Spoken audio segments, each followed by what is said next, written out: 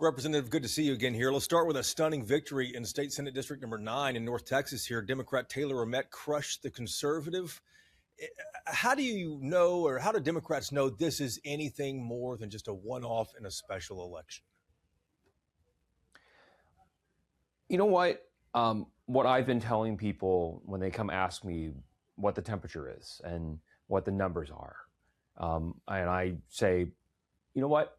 I don't know. And even if I do, I'm not going to say, because we all need to run like we're 30 points down and our lives depend on it, because it does.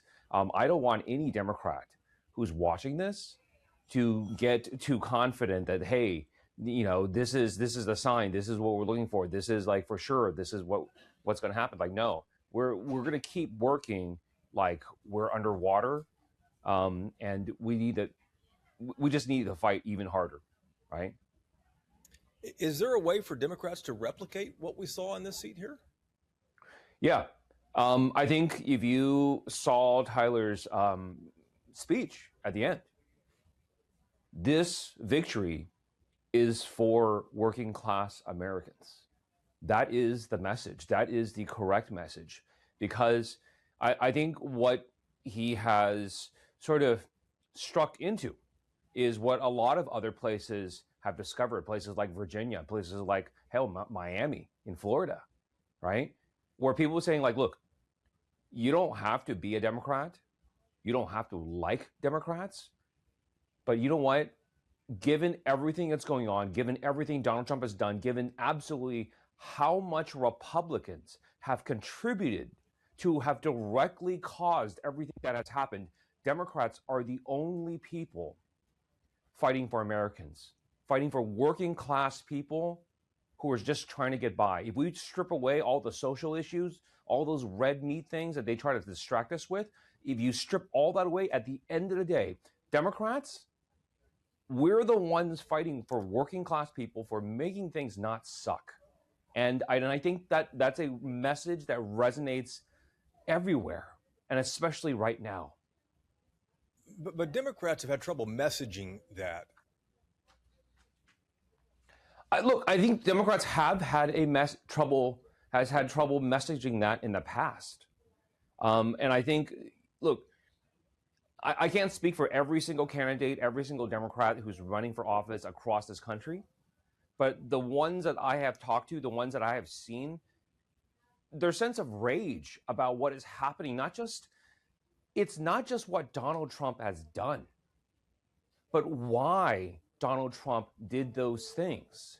That the purpose is to destabilize, the purpose is to cause all these problems. And who does it benefit?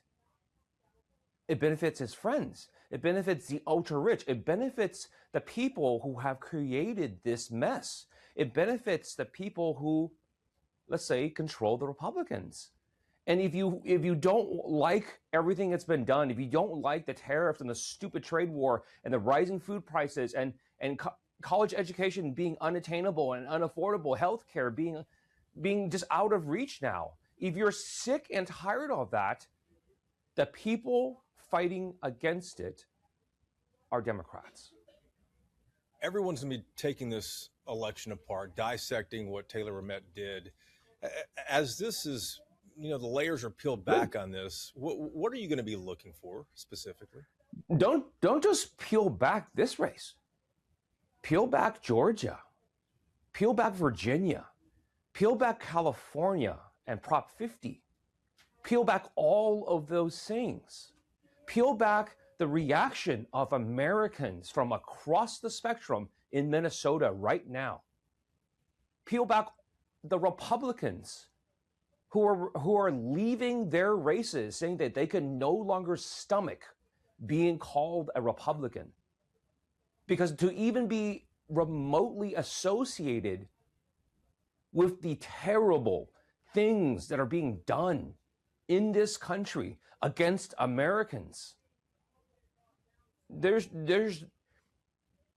should be shame in that. And I think people see that now. Early priorities for Texas Republicans, things like preventing Sharia law in Texas, they say, more property tax cuts. Well, what are Democratic priorities right now in the interim? Democratic priorities have been what they always have been and what they always should be is jobs, education, healthcare.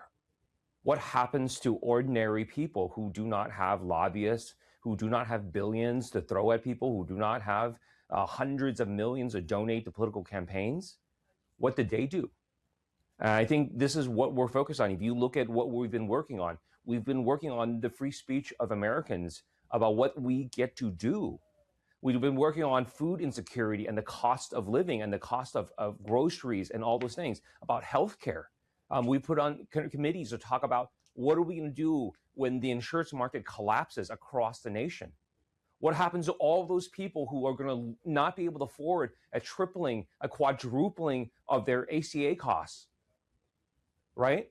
That's what we've been working on nonstop. We've been talking about how do we help farmers? How do we help ranchers when the immigration raids are causing all this chaos? How do we repair relationships with our foreign neighbors, our greatest trading partners? How do we sell Texas back to a world that hates us now? How do you do that? Just out of curiosity. By stopping this, at least, if nothing else. If we say, Americans, I mean, like, so many people have come up to me, like with like tears in their eyes, saying like, this is not us.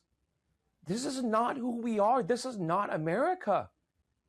And I say, like, if this is not us, if this is truly not what it means to be American, then where are the Americans? Where are the people to say no more? The people who say, like, I don't care about all the other stuff. We can put everything aside and say, no. Like, if nothing else, our core values are here. We believe that we are a country of all different kinds of people, that we can live together, that we can work together, that we can share this world and make it better. That's the real America. And I think people need to tell the rest of the world, we're still here. We're not going anywhere, and we're going to fight. We're going to fight to bring all of this back. And we will become the America that you knew in the past, and we will be back. We've all watched the escalation and now de-escalation in Minneapolis. Even Republicans say, listen, we're afraid this is going to backfire on us in the midterms. Yeah. But is this something that Democrats actually message and go after, or do they just let it stand and let the images and the pictures and the videos be what they are? No, Democrats are absolutely not letting it stand. Democrats are out there fighting this right now. We have people, Julian Castro, made multiple trips to make sure Liam got out of that jail. Yeah. Other state reps were there to support it. Other congressional members came and supported. People are trying to fight this wherever they can. I think in the past you saw Democrats and they, maybe sometimes lacking in courage. But I think you saw from the beginning, from with us in the summer corn break, people said, like, why are you guys doing this idiot thing again? What is the point? And everybody shit on us. Like everybody dumped on us and said, like, you guys are worthless, you guys are a joke. And Democrats fought through that and say, like, you know what? No. We have an important job to do. Even if the Republicans still smash us in the face at the end, we're not going to go down unless we're going down swinging, right? And we told people we're fighting for the entire nation. We were fighting to warn Americans. We are riding into the storm to give Americans a chance. And that is what our members took forward. Look, we did our part. And when we came back, there were opportunities for other people to resist. Nicole Collier, when it was her moment and her time, she resisted. When other people, when it was their time, they resisted. It cannot fall solely on Democrats. This is a fight for all Americans, up and down. I don't care if you're a Democrat, I don't care if you're a Republican, or nothing at all. If you give about this country, then get off your. There's no time to say, like, I'll do it tomorrow, I'll do it the next day, and I'll do it the next week. It is now. Let me ask about last year's quorum break. Have you paid your $9,200 fine yet? I have not. And we're still waiting on that finalization. And many members have said we will simply accept the punishment that they give us for not paying it. We simply will not pay it out of principle. And what is the punishment? I have not made that decision yet. Look, right now, I mean, it's all still punishment. All of this is done. So if you want to know how vindictive, how political, how nasty this is, everything is done here. The maps are passed. It's gone to the Supreme Court. Everything is done. Governor Abbott is still trying to remove me from office, right? We're months away from the primary. We're even a couple more months away from the general election for the next cycle, and he's still trying to use the Supreme Court that he appointed to try to remove me through a judicial process. What's the latest with that? For disagreeing with him. Donald Trump is not the only person who has turned our country into a fascist dictatorship. Governor Abbott, Lieutenant Governor Ken Paxton, all had roles in turning our country into things that we don't even recognize anymore. They're doing the exact same kind of things here that Donald Trump is doing in Washington, D.C. They should not get a pass just because the news isn't covering them. Yeah, they clearly feel licensed with Trump in the White House. But what is the latest, though, with the governor trying to remove you from office? I thought that had gone away. Is it not? Nope. It's still in the Supreme Court. And their objective is to just bleed us dry. I mean, every day for these fines, for these fees, for the court cases, for all the other things, we have to hire lawyers. And we don't get to use the state's lawyers. We don't get to use taxpayer dollars to play our political games like Governor Abbott is using. We don't get to do that. We have to use our own funds. Sure. I've personally paid for our legal defense on the quo warranto, on the removal from office. Right? I've paid for that myself. I paid for the other members too. And so, that is their objective, right? Because they can use the power and the tools of the state, right, to come after everyday people for disagreeing with them.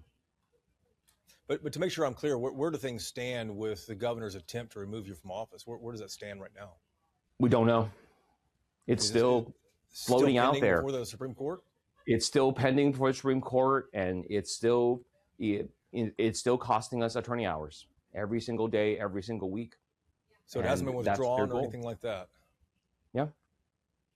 And to clear up also, if you guys don't pay the fines, if the Democrats who left the state don't pay the fines, what's the punishment that comes for not paying the fines? They cut our office budget so by a third, which you understand how little that we get for our office budget. That this is designed to hurt staff, right? So mostly everybody is maxed out on their budget because we get so little money for our staff that to pay our people a living wage. They know that the punishment is that they cut our staff's salaries. People who are just, making government wages already. And if you want to know what kind of people they are, that's the kind of people they are. They in playing political games, they go after working class people. Let me ask you one more question here. Considering everything, do you plan to run for re-election as caucus chair? We'll see.